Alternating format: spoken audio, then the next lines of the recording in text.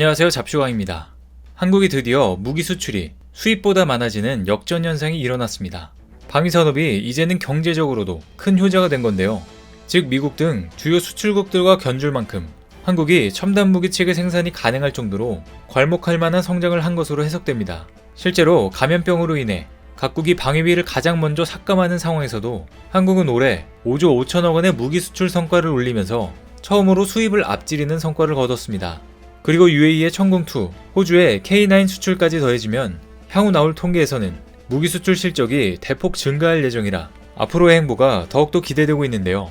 곧바로 올해 중동, 유럽에서도 좋은 소식이 나올 것으로 예상되는 가운데 앞으로 어떤 소식이 나올지 자세히 알아보겠습니다. 최근 이집트에서 우리나라와 방산 협력에 대한 기대감을 비추면서 러브콜을 보내오고 있습니다. 관련 업계에 따르면 지난달 한화디펜스는 이집트 대통령과 만나 K9 자주포와 K10 탄약 운반장갑차 등 패키지 수출 협력을 구체화한 것으로 전해졌습니다. 앞서 이집트는 한국의 현대무기 기술과 제조 능력에 감탄하고 한국산 방산 장비 도입을 긍정적으로 검토해 왔었는데요. 그리고 최근 K2 흑표 전차의 이집트 수출이 임박했다는 소식도 나왔습니다. 방사청에 따르면 이집트 방위산업부와 우리 방사청은 K2 전차 구매 관련 회의를 열고 공동 생산에 대해 논의를 했습니다. 이에 따라 한국은 이집트에 K2를 수출하기 위해 생산시설을 건립하고 기술 이전으로 이집트 육군을 지원할 방침인데요. 이집트와 K2 공동 생산이 이루어질 경우 현대로템은 이집트는 물론 중동 아프리카 방산 시장에서 K2 전차 수출 기회를 잡을 수 있을 것으로 보입니다. 이집트는 아랍 내에서 무기와 군 부품 제조국으로 불리고 있는 만큼 한국에 도움을 주면 그 지역의 허브로 자리매김할 가능성이 커 우리도 중동과 아프리카 시장 개척을 위한 교두보를 만들 수 있습니다. 현재 이집트가 도입할 K2 전차 물량만 500대가 될 것이라는 전망이 있는데 K2 대당 가격이 100억 원 안팎인 것을 감안하면 이번 수출 규모는 5조 원가량이 될 것으로 추산됩니다. 앞서 현대로템은 사막기후에서도 운용할 수 있도록 기존 K2 흑표 전차를 개량한 중동형 K2 흑표 전차를 선보였는데요. 중동형 K2 흑표 전차는 파워팩의 냉각 성능을 향상시키고 고온용 궤도를 적용해 중동의 고온 환경에서 기동 성능을 확보한 것이 특징입니다. 그리고 K2 흑표의 경우 최근 노르웨이에서 혹한기 테스트에 돌입하며 1조 7천억 원 규모의 수주전을 위해 막바지 채비를 하고 있습니다.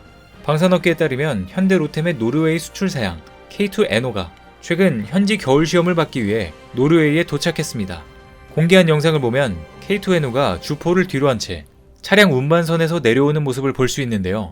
K2 에노는 극지방에 있는 노르웨이 특성상 영하 20도의 혹한과 설안지에서 작전이 가능하도록 보조 히터가 새롭게 장착되는 등 노르웨이군의 요구사항이 반영됐습니다.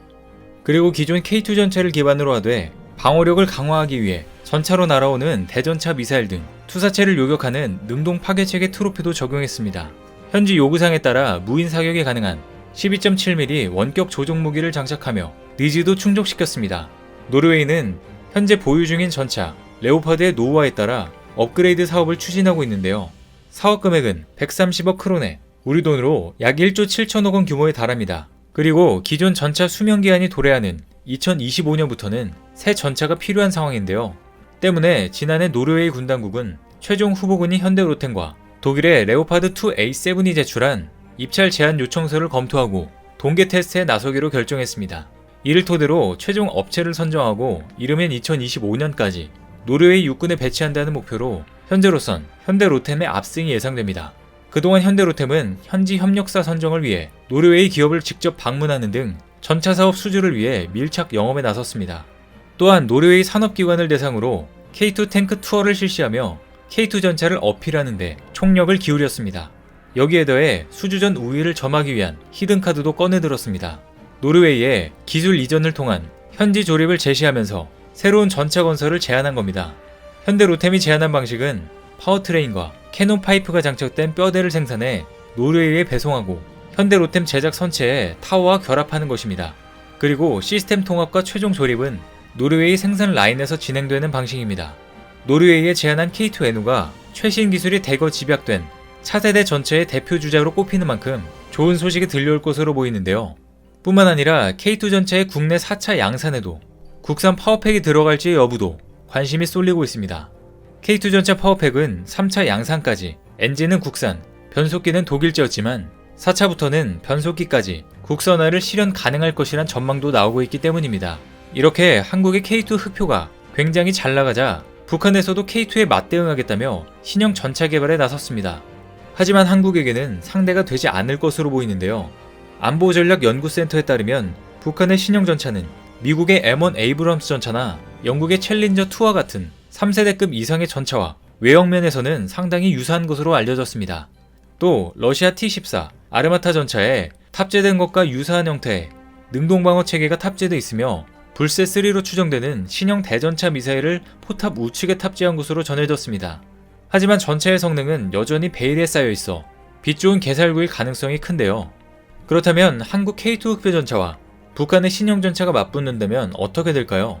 공격력과 방어력이 강화되었다는 북한의 신형 전차는 외형적으로 본 성능만 비교해봐도 K2에 대적할 만한 깜냥이 되지 않습니다.